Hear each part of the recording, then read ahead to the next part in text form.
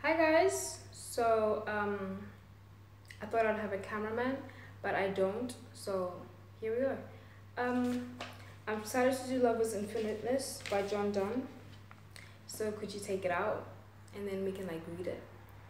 Okay. If yet I have not all thy love, dear, I shall never have it all. I cannot breathe one other sigh to move, nor can entreat one other tear to fall.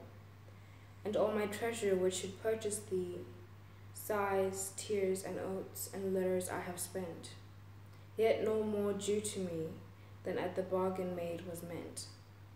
If then thy gift of love were partial, that some to me, some should to others fall, dear, I shall never have it all. Or if then thou gavest me all was but all which thou hadst then. But if in thy heart since there shall be, there be shall, there, but, what? But if in thy heart since there be or shall, new love created be by other men, oh, so sad, which have their stocks entire and canon tears, in sighs and oaths and letters outbid me. This new love may beget new fears, for this love was not vowed by thee, and yet it was a gift being general. The ground, thy heart is mine. Whatever shall grow there, dear, I should have it all. And you should. He should have it all. Anyway, yet I would not have all ye yet. He that hath all can have no more. And since my love doth every day admit new growth, thou shouldest have new rewards in store. Thou canst not every day give me thy heart. If thou canst give it, then thou never gavest.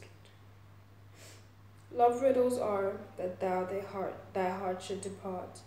It stays at home, and thou with losing savest it. But we will have a way more liberal than changing hearts to join them. So we shall be one, and one another's all. Yay! Okay, I really like this poem. It's really cute.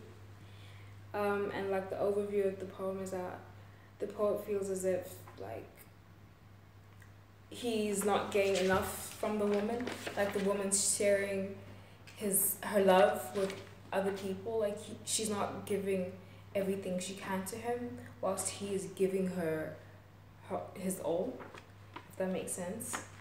And it's actually really sad, and I sympathize with him. I feel sorry for the poet. The poet's Catholic, just for interest, because that might come in handy when discussing the link between the two main themes, which is love and religion.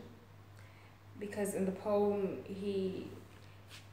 he's comparing God's love and human love in quite a lot of the places, and there's a lot of religious reference in this, like new love created by other men, like the creation itself is like reference to religion.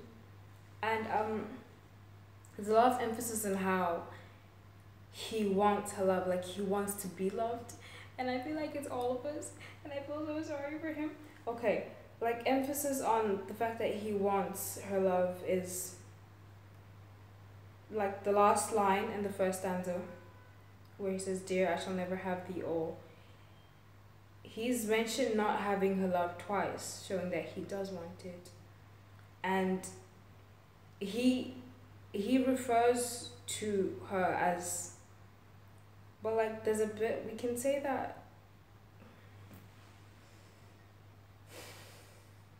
we can kind of like guess that she's having an affair, because there's a reference to new love created be by other men. So we can assume that she's having an affair, or maybe she's left him and he's like heartbroken and he's still daydreaming that they're gonna get back together. But the whole poem overall is really sad, like the first two stanzas, because he's continuously saying that he wants her, he wants more of her, and he's given her everything that he can.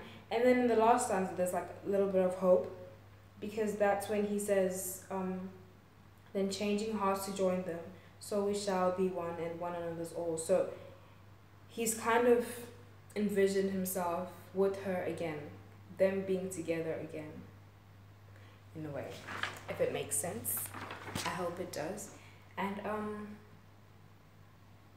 I have a few like phrases, devices that he uses. He uses metaphors. Yeah, he uses metaphors. And he uses paradox, which is two things that don't mix. So an example of the paradox that he uses is human love and like God's love in a way.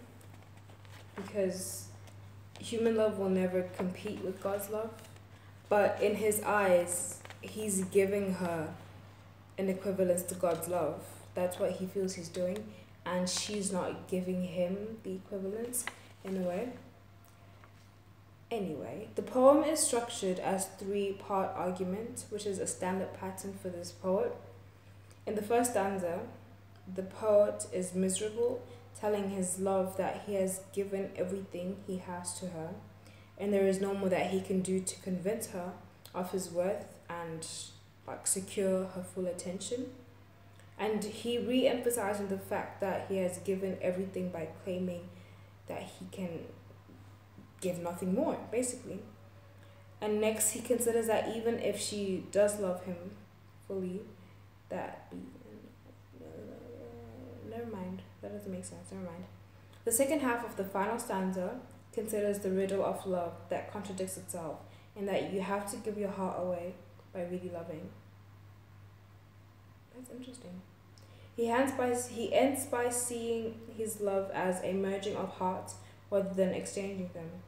And I think that's the whole beauty in the poem for me. I don't want to like take it too deep because I know Ibrahim's probably falling asleep right now.